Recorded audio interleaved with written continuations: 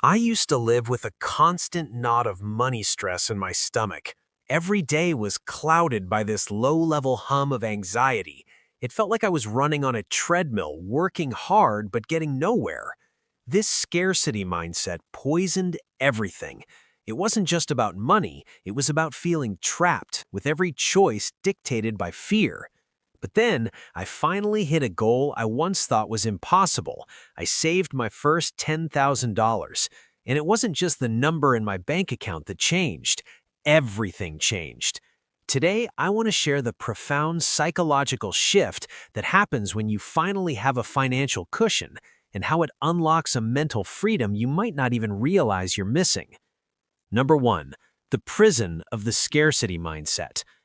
Before hitting that $10,000 mark, my life was viewed through a lens of scarcity, the belief that there will never be enough.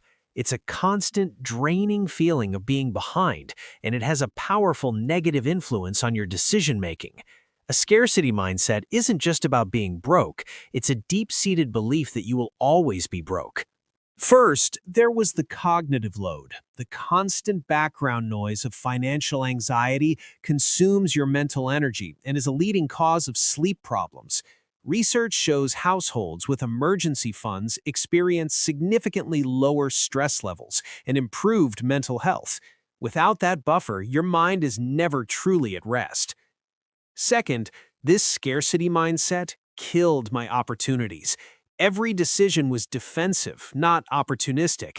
I clung to a job I disliked because the fear of a gap between paychecks was paralyzing. I'd say no to social events that cost money because the guilt of spending on fun felt irresponsible. The trap of scarcity is focusing so much on not losing what you have that you can't see the chances to gain more. Life becomes about survival, not growth. Finally, it created a self-fulfilling prophecy. The belief that I'll never get ahead became my reality. When you operate from a place of fear, you make choices that reinforce it. You're too scared to negotiate for a higher salary or invest in a course that could upgrade your skills. You're so busy hoarding the seeds that you never plant them, and then you wonder why nothing grows. That was the barren garden I had created for myself. Number 2. The turning point and the simple habits.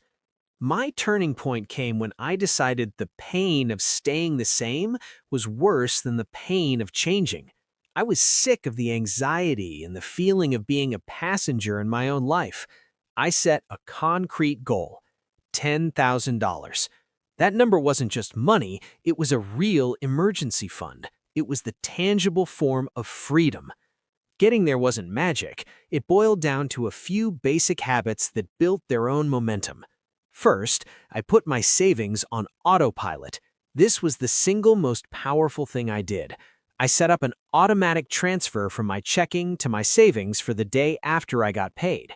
By paying myself first, saving became a non-negotiable expense, removing the daily temptation to spend that money from the equation.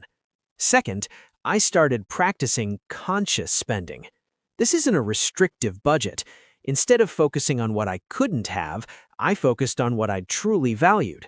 I tracked my expenses, not to judge myself, but to get data. I quickly saw my money disappearing on things that didn't add real value, like daily coffees and unused subscriptions. Cutting them didn't feel like a sacrifice. This process gives you a sense of empowerment, not deprivation. And third, I learned to say no, both to myself and to others. I started a 48-hour rule for non-essential purchases. If I still wanted it after 2 days, I'd consider it, but usually the urge just disappeared. I also learned to say no to social pressures, suggesting a potluck or a hike instead of an expensive dinner. These small, consistent habits were the bricks I used to build the foundation for my future. Number 3. The transformation. More than just money. Reaching $10,000 was a quiet, deep shift inside me. That background hum of anxiety just faded away. This is the first and most powerful transformation, the end of constant financial anxiety. Your body treats financial stress like a constant threat. When that strain eases, it allows for clearer thinking and better decision-making. I started sleeping better. That knot in my stomach disappeared. Having a buffer for emergencies means you're no longer living on the edge, where one car repair could send you into a spiral of panic. From this peace of mind, a second transformation happened. My mindset shifted from scarcity to abundance. Money was no longer a monster, it became a tool. When you trust there will be enough, you operate from a position of power and see opportunities where you once only saw risks. An abundance mindset doesn't mean you think money is infinite, it means you believe opportunity is. You start thinking about growth, investing, building, and creating, instead of just surviving. The third transformation was getting my personal power back. With a $10,000 cushion, I had what many call get-lost money.